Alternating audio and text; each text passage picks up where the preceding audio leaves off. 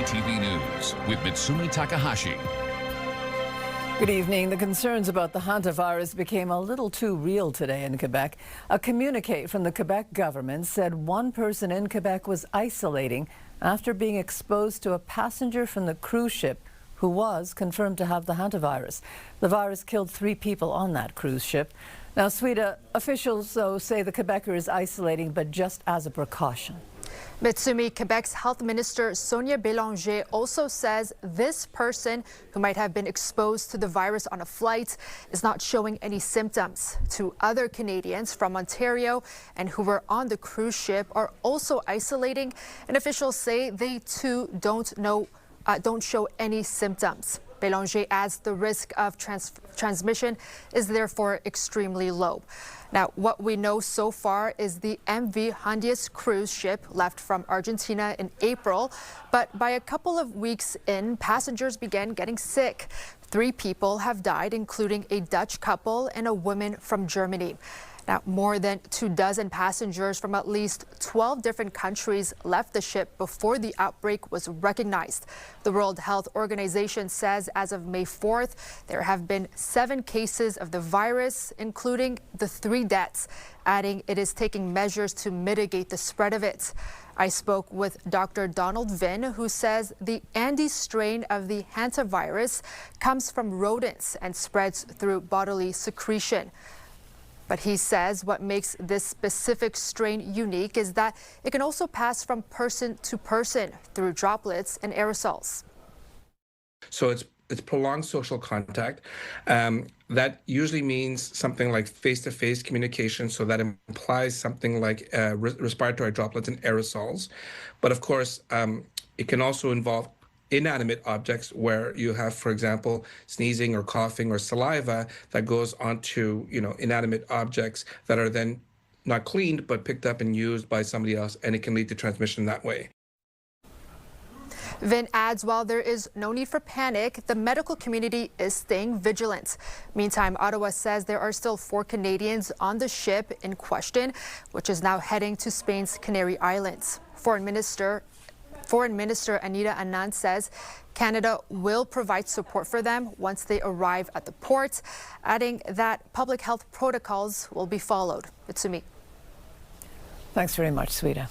And there is more on our interview with Dr. Donald Vin on our website, ctvnewsmontreal.ca. A body was recovered today along the shores of Rivière des Prairies in Pierrefonds, Roxborough. Police were called this morning about a body that had washed up behind a house on Guam Boulevard near St. John's. It's believed it might be that of an 18-year-old student from a nearby cégep who fell through the ice in March. Police are not confirming that, saying only that a coroner will identify the victim and the cause of death. Montreal, Toronto, and Vancouver and Ottawa are all vying to be the home of the new Defence Security and Resilience Bank. And Quebec politicians are accusing one of those competing cities of using scare tactics. Here's Olivia O'Malley. Toronto is being accused of fear-mongering in the bid to be the headquarters of the future Defence, Security and Resilience Bank. According to La Presse, the city is using the referendum issue to undermine Montreal's candidacy. I think that fear is the only weapon they have, and they will use it as much as they can. If the PQ wins the fall election, they've promised to hold a referendum on Quebec's sovereignty. La Presse says this is something Ontario has mentioned to federal officials who are responsible for choosing the host city. We must put aside this fear campaign, these fear tactics, and the federal government ought to decide by the merits of each city. Toronto, Montreal, Ottawa and Vancouver are all being considered. While Liberal House Leader Marc Tanguay says he doesn't agree with fear tactics, it's not inaccurate to say a potential referendum could lead to economic instability. This is, I think, should be within Canada a friendly competition. So don't go there with this big if. The multinational bank will provide long-term, low-cost financing for defense projects by NATO members and allies. It's expected to create 3,500 jobs, making it extremely sought over. Premier Christine Fréchette avoided denouncing Ontario's tactics. Instead, she highlighted Montreal's expertise in fields like aerospace, AI, and cybersecurity, saying it has everything it needs to host the bank. Montréal a tout ce qu'il faut pour accueillir cette banque. Fréchette says she reminded Prime Minister Mark Carney of the importance of considering Montreal for its expertise and experience at their joint announcement Wednesday in Mirabel. Montreal Mayor Soraya Martinez-Ferrada says the city will base its campaign for the Defence Bank on facts, not fear, leaving that tactic to Toronto. Olivia O'Malley, CTV News, Quebec City. A former Liberal MNA has been found in violation of the Ethics Code. Quebec's Ethics Commissioner is recommending an $8,000 fine against Sona Lacoyan-Olivier. The Commissioner says Lacoyan-Olivier used public constituency funds in her Chomedey riding to help Pablo Rodriguez win the 2025 Quebec Liberal leadership race. Rodriguez himself was forced to resign as leader in December. The ethics report also found that Lacoyan-Olivier tried to obstruct the Commissioner's investigation. The report speaks for itself. Our leader, Charles Milliard, clearly stated and had gone public saying that the MNA for Chomedey will not be reintegrated within the caucus and will not be candidate for the Quebec Liberal Party. Today, it's the end of that episode, and we are going and looking forward. The Liberal Party is hoping that it is the end of that episode. This should not be tagged on the Liberal Party. What they're hoping is that it will be tagged to the whole fling-flang, what was being called the fling-flang by Marwa Rizki around Pablo Rodriguez's leadership campaign. So this is actually, I guess in some sense, good news because it provides closure. It also confirms what the Liberal Party had already suspected when they asked Lacoyan-Olivier to sit as an independent and excluded her from caucus. Lacoyan-Olivier was excluded from the party's caucus in December, and as we heard in that report, she now sits as an independent, and the Liberal leader, Charles Milliard, said he accepts the Commissioner's report and that she will not be rejoining the party. A federal judge has postponed the deportation of a Mexican man in Montreal. He was supposed to be deported next week. That's been postponed to December 1st so he can be present for the birth of his child. His lawyer is saying the man is the only source of income for the family and that he would be in personal danger if he's sent back to Mexico. Passenger traffic is up at Trudeau Airport. So is the spending. The airport is in the midst of a major expansion project. And there are also questions about what the project means for the environment. Denise Roberts has more. Montreal's Airport Authority says 2025 was a year of major projects and some disruptions. Passenger traffic was slightly down from the year before, due in part to the Air Canada labor strike and the Trump effect, which rerouted Canadians' travel plans from the U.S. But the biggest disruption has been the teardown of its multi-level parking garage, a major step in a $10 billion expansion project. ADM President and CEO Yves Beauchamp says the growing pains are necessary to meet demand. Our mandate, based on the lease that we have with Transport Canada, we have the mandate to respond to the demand. He says their projections show they will need space for 7 million more passengers by the year 2030. But not everyone is on board with the project. The environmental group Maires au Front held a protest before the meeting and raised questions afterwards. They say neither the ADM nor the provincial and federal governments are taking responsibility to test air quality. Nobody here is talking about the population's health. They're talking about buildings, they're talking about movement, they're talking about the soundscape, which means noise, but they're not talking about public health issues. There's no assessment of the increase of pollution, and that's what we ask for. Beauchamp says they're following the law and have started discussions with the group and may be able to conserve some of the wetlands surrounding the airport. We are in a reflection with the board, actually.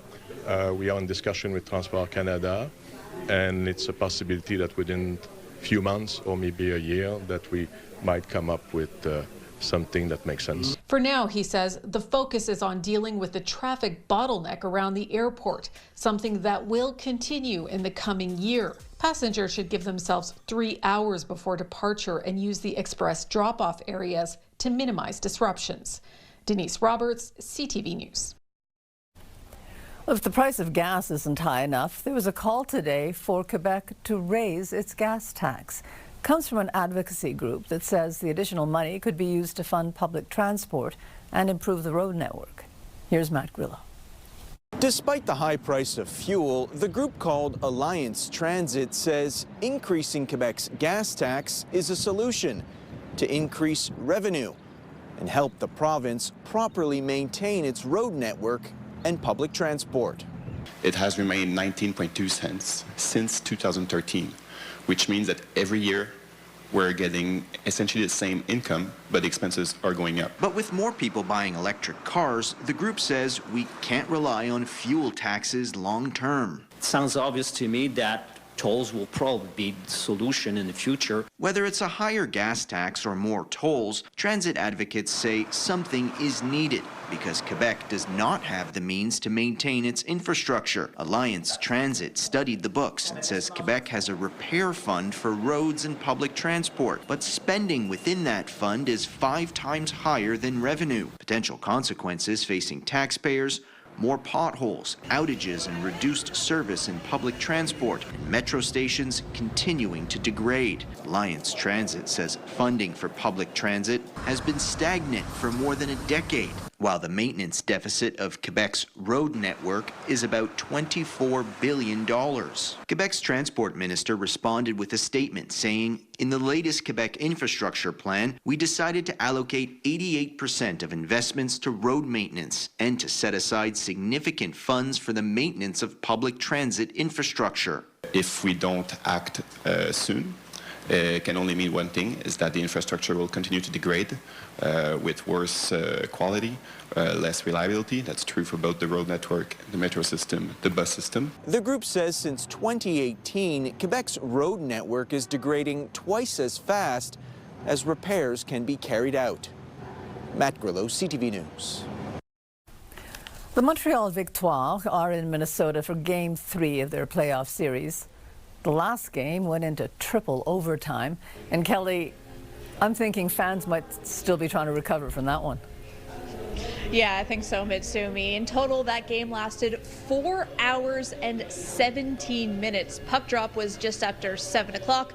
The lone goal of the game came in triple overtime just before 11:30. That goal coming off the stick of who else? Captain Clutch herself, Marie-Philippe Poulet. A long one for the fans and for the players, too. Defender Nicole Gosling finished the night with over 43 minutes in time on ice. Now, it shouldn't be a surprise the game went that long. In their 3-year history, the Montreal Victoire have played 9 playoff games. 6 of them have gone to overtime. The longest was a 4-overtime marathon last year. So fans certainly getting their money's worth, especially since both games in this series have needed extra time. With more on that, here's PWHL color commentator Becky Keller. Montreal's never played a playoff game that hasn't been a 1-goal game in the 3-year history of the league. So everything's been a 1-goal game. So it's certainly no surprise that that's been the case. Honestly, these games were so wildly different from one another that it's hard to even predict what's going to happen tonight. You had a game where everything went in the net. 4-4 goes to overtime. Overtime's really quick because everybody's scoring. And then you go to the next game and you're thinking maybe it's going to be a high scoring series, and it's 0-0 into triple overtime. Poulin finally gets the game winner. I'm here at Champs Sports Bar on Saint Laurent. The manager told me a little earlier that on Tuesday night during Game 2, there were some fans who toughed it out all the way until 11:30, till that lone goal was scored. So as Becky said, what will happen tonight? Well, I think we're hoping for a regulation finish for this one, Mitsumi. The series tied 1-1. Game 3 starts in just about half an hour. Thanks very much, Kelly. And that's Kelly Gregg at Champs Sports Bar on Saint Laurent. Montreal will be one of 4 cities in the world to host the Summer Olympic qualifiers in June of 2028. There will be competitions in several sports, including basketball, beach volleyball, and climbing. The other qualifying event places will be in Tokyo, Shanghai, and Orlando. The Summer Games take place in Los Angeles in 2028. Well, works by Renoir, Van Gogh, The group of 7 are now all on display in Montreal. The works will eventually go up for auction. Here's Christine Long. 300,000. Great artists you've heard of, whose work you've probably never seen in person. We never know what's going to come to us and what we're going to see in someone's home. And this canvas by Impressionist Pierre-Auguste Renoir is on display for the first time in Canada. It was in a private collection, hidden from view for 40 years. Art auctioneer Lydia Abbott says valuable art can be found in unusual places. For example, we had a work by David Bowie that was discovered at a donation center in Ontario that they purchased for $5, and we actually sold it for over $100,000. No David Bowie art this time, but the only etching Vincent van Gogh ever made is here. Homme à la pipe, Portrait du Docteur Gachet, is valued at $250,000. This Canadian beauty, called Wind, will likely go for much more, says fellow auctioneer Rob Cowley. The 1936 canvas by Emily Carr, valued at between $500,000 and $700,000. Her work has commanded prices in the millions of dollars. From the group of 7 to more contemporary artists like Newfoundlander David Lloyd Blackwood. It is called Fire Down on the Labrador. It's actually one of the most valuable prints in Canadian history. A Norval Morisseau canvas from 1968 is also on offer, and it's been verified, says Abbott. You know, authenticity and provenance, and with that, it should do very well in our sale. They say art collectors sometimes consider masterpieces investments. And if you're collecting smartly, if you are, speaking to advisors, and if you are doing your homework as well and focusing on works of rarity and quality, most often those are the works that have stability in the long term and also have the opportunity to increase in value. See for yourself until Saturday evening at the Eric Klinkoff Gallery on Sherbrooke West. Then everything goes up for auction on May 27th. Christine Long, CTV News. And coming up, higher prices for everything. We travel around a lot in our car, and we see the gas prices going up every day. I'm sure that affects also the food prices and the flights and everything in our daily lives. And Air Canada has just announced another round of route cuts. And the day the U.S. top diplomat met the Pope.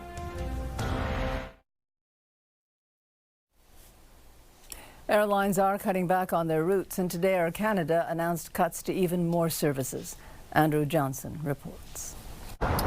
This will mean fewer options for some people who fly on a list of route reductions across multiple airlines that continues to grow. In Metro Vancouver, Alexandra Antonovich is feeling it. She visits her parents several times a year in Raleigh, North Carolina, and was delighted when Air Canada added a direct flight from YVR. It just takes only 5 hours. Usually I would take Connect flights, and that would be about double the time, even triple. With some strikes going on, it was once like a day and a half. So it's just convenient. But that seasonal route will end early this summer. Air Canada is also ending seasonal routes early from Toronto to Charleston, North Carolina, and Sacramento, California, and from Montreal to Austin, Texas. The airline says the decision was made as a direct result of the price of jet fuel. WestJet also previously announced plans to slash its capacity by nearly 6% in June. Antonovich says it all adds up to another hit to the cost of living in 2026. We travel around a lot in our car, and we see the gas prices going up every day. I'm sure that affects also the food prices and the flights and everything in our daily lives. Air Canada says customers who have already booked are being contacted with alternate options or a refund. There is another spin-off effect if you buy insurance to protect you in the event of cancellations. Manulife says it is now classifying the jet fuel shortage as a known event. What that means is if you book travel cancellation or disruption insurance through Manulife after May 5th, problems related to this issue likely won't be covered. It might be a good idea to check with your insurance provider before making any new bookings. Andrew Johnson, CTV News, Vancouver. The Ontario government has announced a multi-million-dollar investment in nuclear power. It is a $300 million cost-sharing deal for the Bruce C nuclear project. The Bruce C nuclear is slated to be the largest nuclear generating facility in the world. It's also going to be Ontario's first large-scale nuclear project in more than 30 years. The U.S. Secretary of State was at the Vatican today. It's a move to improve relations between Donald Trump and the Pope over the war in Iran. Marco Rubio met with Pope Leo behind closed doors. American officials say the two discussed ways to achieve a durable peace in the Middle East. Vatican analyst Gerard O'Connell says today's meeting was long overdue. President Trump has never lifted the phone and spoken with the Pope. This is quite extraordinary when you think that President Putin of Russia, President Zelensky of Ukraine, President Herzog of Israel, and many others have spoken with him. So this morning, I think, was meant to be an important meeting where they could talk about many issues on which there has been tensions and indeed disagreements with the Vatican. Rubio will meet with Italian Prime Minister Giorgia Meloni tomorrow. This summer could be the last to see Canada's Snowbirds take to the skies. A Conservative MP says Ottawa is preparing to cancel the Air Force program. Up front, the Snowbirds are being canceled. This is the last season. We've been hearing from locals, from airshow organizers across North America that this is the last season for the Snowbirds and that they won't be continuing on in 2027. 5 years ago, Ottawa spent $30 million on upgrades to keep the aircraft flying into the next decade. The RCAF has flown aerobatic teams since the 50s. The Snowbirds were formed in 1971. Louise Arbour will be sworn in as Canada's next Governor General on June the 8th. She will replace Mary Simon, who took office in 2021. Arbour is a former Supreme Court justice who also served as a Human Rights Commissioner and was Chief Prosecutor at The Hague. The Governor General is the King's representative in Canada, and King Charles has approved Arbour's appointment. And coming up, it is one of Canada's great mysteries. We've now identified 6 members of the expedition through DNA analysis. But science is shedding more light on what happened to the Franklin expedition. And it's an invasive species found now in Ontario, and it's got the vineyards very worried. The National Assembly resumed sitting this week, and the new Premier of Quebec, Christine Fréchette, wasted no time. Her government's already tabled several notable bills. David Urtel joins us. Hi, David. Hi, Mr. Lee. So, David, May 7th, you still have your fireplace going, and you tell me that those are the Habs flames. Yes, it's the torch. It's the torch. The torch is lit for our Montreal Canadiens. Oh, well, I'm reassured now. Thank you. Okay, so the government tabled a bill today to change the electoral map. And if it goes through, Quebec could get 2 more ridings, going from 125 to 127 ridings. The Electoral Boundaries Commission, though, they say that they think this is a very bad idea. What do you think? It is a very bad idea. It's a horribly slippery slope. When politicians start writing electoral maps, what you get, the ultimate result of what's going on in the United States. Now, obviously, this is not what's going on here, but there's a reason why Elections Quebec is an independent body. Politicians have no business writing electoral maps for political expediency. And what they're doing by adding 2 seats, and first of all, they're going against the spirit of the law to try to strike a balance between the regions and the urban centers and keeping the number of ridings at 125. Already, we have the most seats in Canada compared to all the other provinces. And so the other big problem, and we talked about this before, Mitsumi, is that yet again, the electoral weight of Montreal is again being diluted. So your vote and mine is worth less than certain votes in the regions. Okay. I want to get to Christine Fréchette now. The National Assembly just started this week. She said she wanted to elevate the level of discourse in the National Assembly. The first thing she did, though, David, was to table a bill that would extend the notwithstanding clause on Bill 96, the language law. People are calling this pure partisan politics. What do you think? It is. It's totally partisan politics. Problem with that is that during the last 3 weeks, she had been very good at setting a new tone in succeeding François Legault, talking about mainly the economy, putting money back in the pockets of Quebecers, talking about healthcare, solving some major irritants. But now that we're back to the National Assembly, she's playing politics as usual and starting with a bill extending the notwithstanding clause, which is not needed for another year, by the way. The renewal doesn't come up for another year, but she's setting a political trap for Charles Milliard. And you know what? Charles Milliard fell into it yet again yesterday with his comment on the 2 official languages. He had started the week off right, talking about priorities of Quebecers. And that's the line that counts. And Christine Fréchette, by playing partisan politics, is risking not being able to establish that connection with Quebecers. Remember, their priorities are very clear. It's affordability, it's healthcare, and it's housing. And with her legislative agenda, she's not connecting there. But again, she had Charles Milliard fall into the 96 trap that she set for him. And also, Paul Saint-Pierre Plamondon, by not standing when the bill, the Gaby Renault bill was introduced yesterday, was tabled, the Claire's Law, the Quebec version of it, by not standing, she was very good at exploiting that, showing again the pettiness and the arrogance of Paul Saint-Pierre Plamondon, once again proving that he's developing more and more a Pierre Poilievre problem with electors. And speaking of the level of discourse, I want to ask you about what Toronto said. I mean, Toronto, Montreal, Vancouver, they're all vying for the new Defence Security Resilience Bank.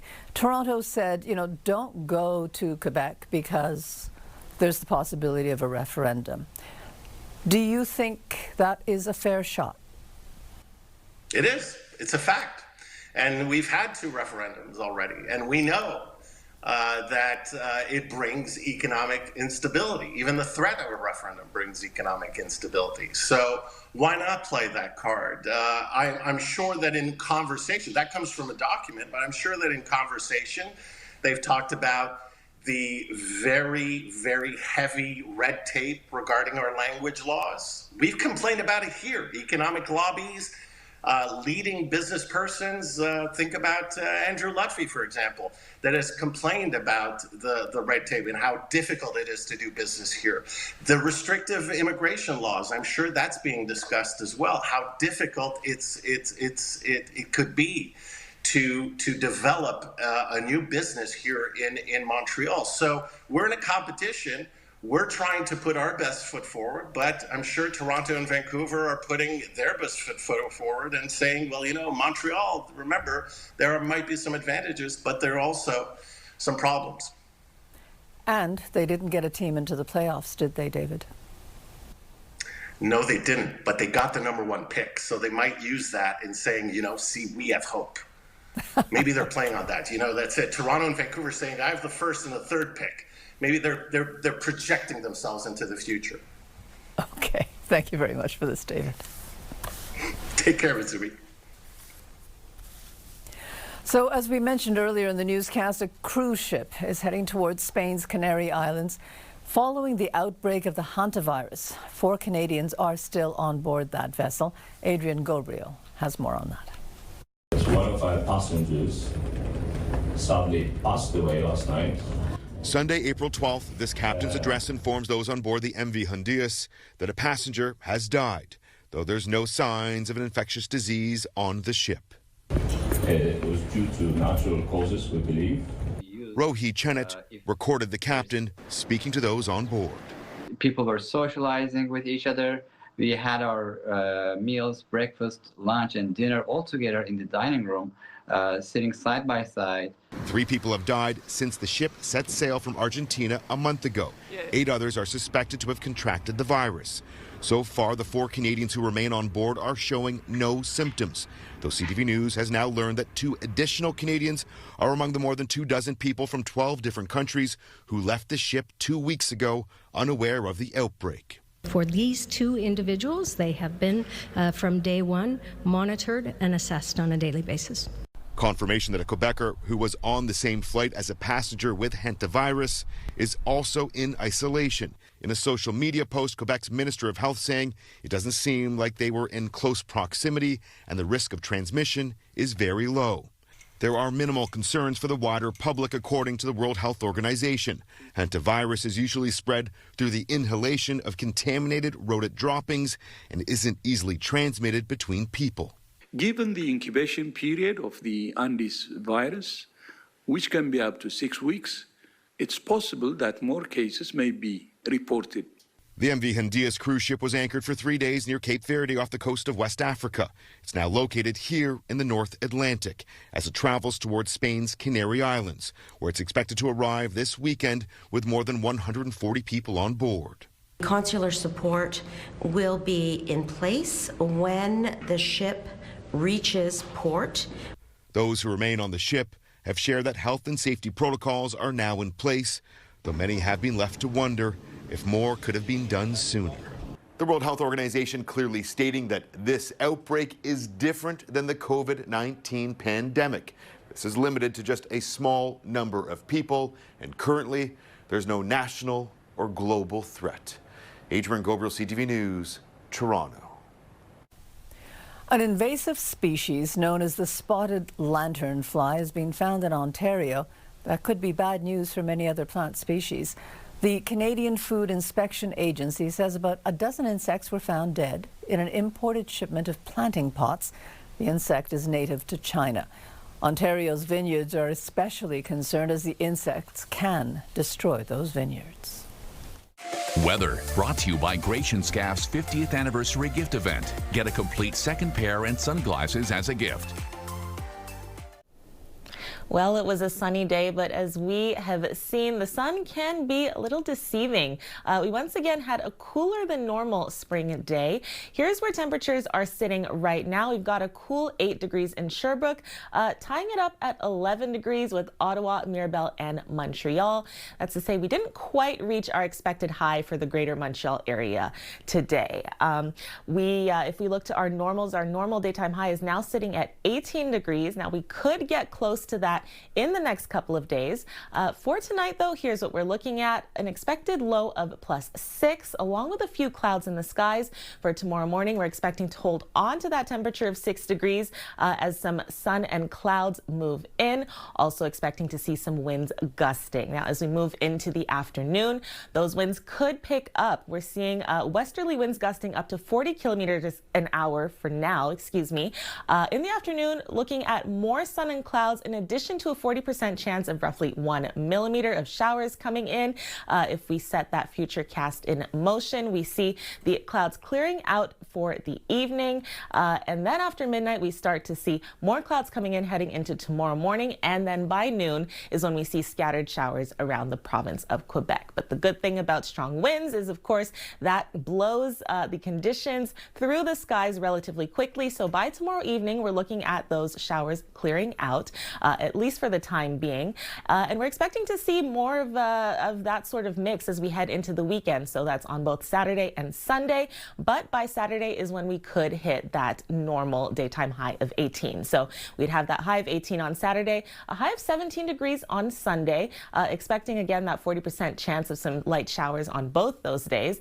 And then good news as we head into next week, we're looking at a hold on sun and clouds from Monday all the way until Thursday at the very least, along with warmer temperatures. And a quick lotto reminder that tomorrow Lotto Max is offering a jackpot of 70 million plus 10 max millions plus 70 times 100,000. And you can buy your ticket in store or online. Good luck. The fate of the 1845 Franklin expedition is one of maritime's great mysteries. Well, now DNA testing is telling us more about the men who died trying to find that Northwest Passage. Karis Mapp reports. A new discovery is putting the pieces together surrounding the mystery of the Franklin expedition.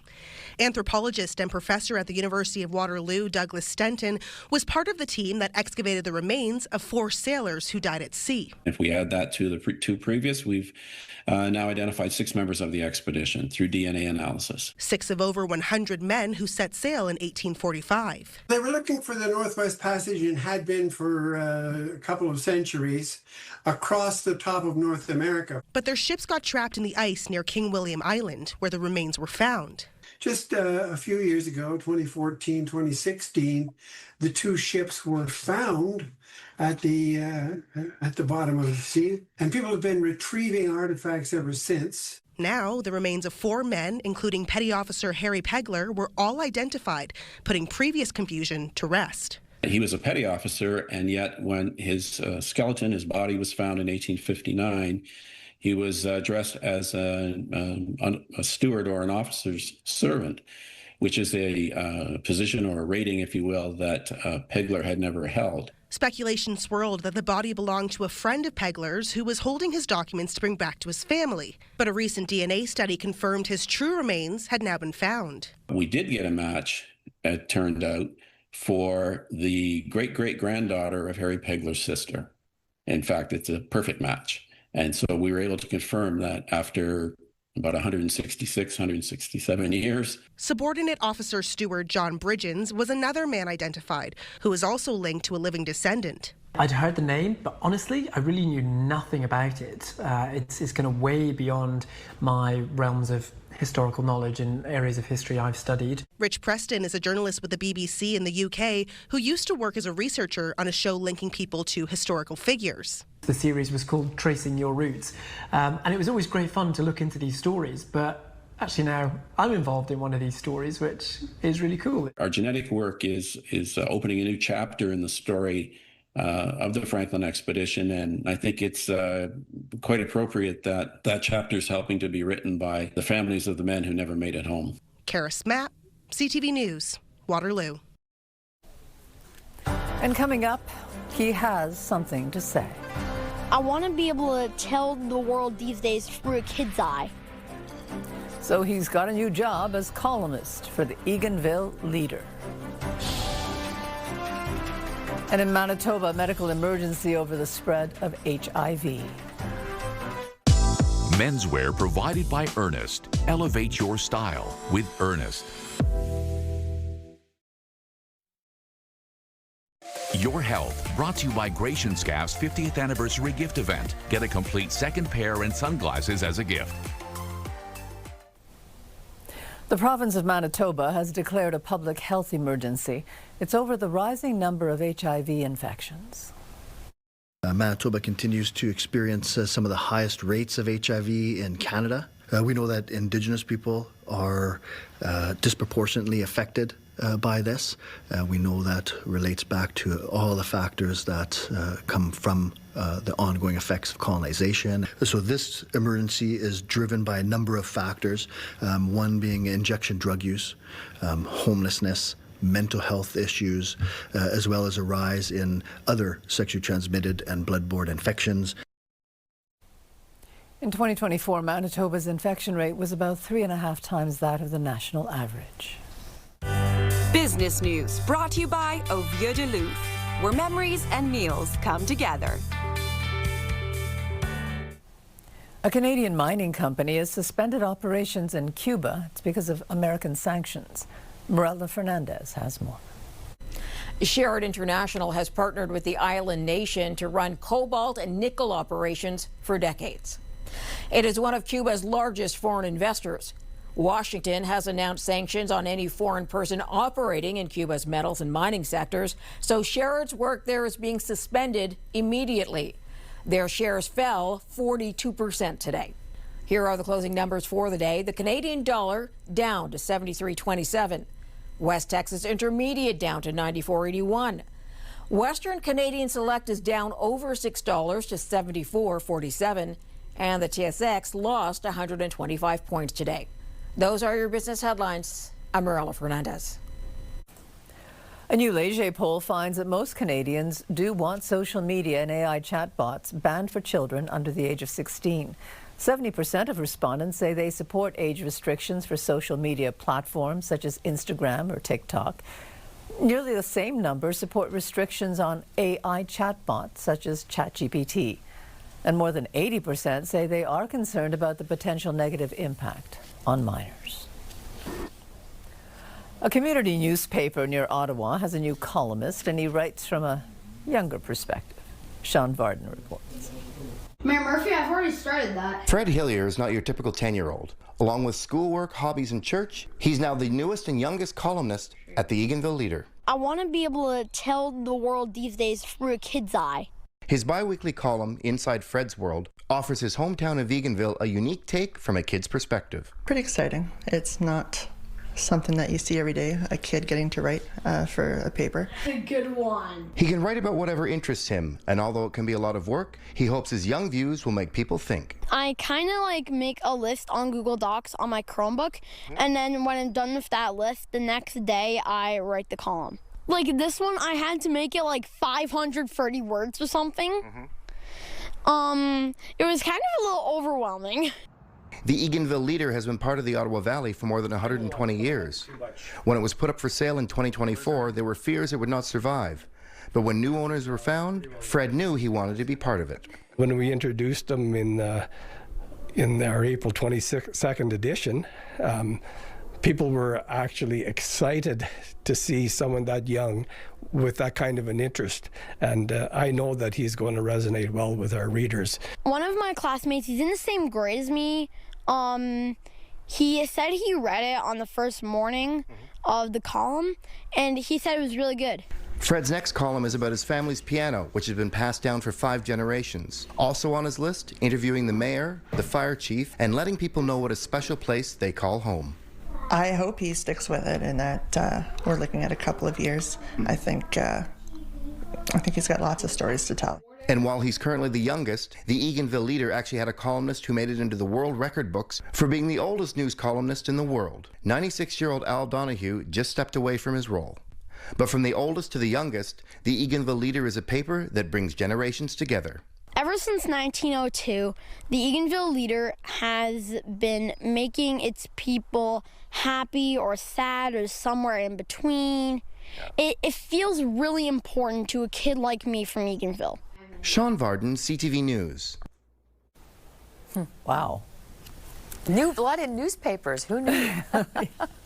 So there is new transitional housing projects for the homeless in Caroline. This one's very innovative.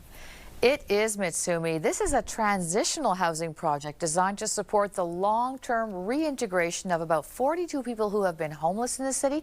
Now, the project was officially presented today by Montreal's mayor, as well as the CEO of the Welcome Hall Mission and a former real estate flipper. So we'll have more on all of that tonight. And of course, we'll be watching how the Victoire do tonight in their third game against the Minnesota Frost. They managed to thaw them out last time they played and win in the third overtime. So hopefully we will see a repeat of that. Get your popcorn ready. Could be another long night. Mitsumi. Thanks very much, Caroline. And coming up, Have a Cat, Will Travel.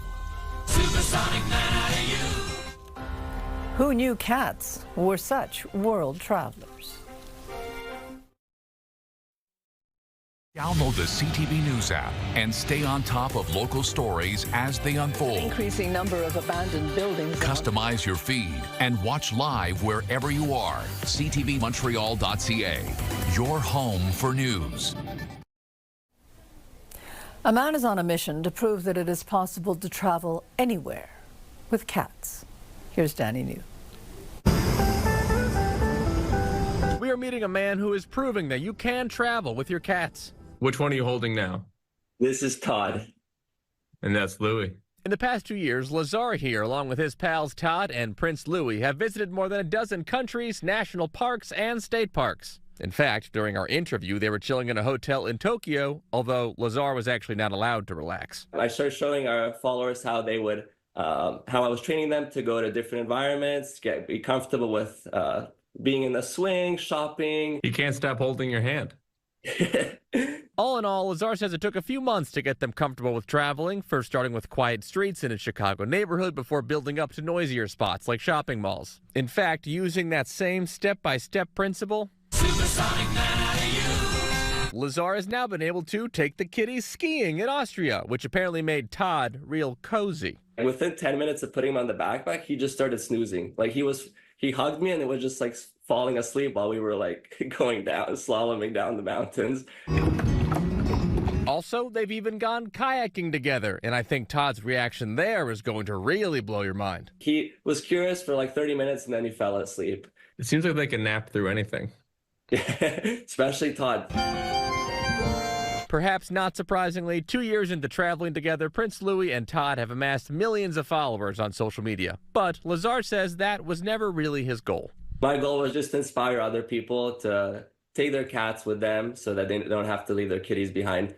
In New York, for ABC News, I'm Danny New. I love that. Okay, so I was dog walking this morning and I needed gloves. Anastasia, it's May.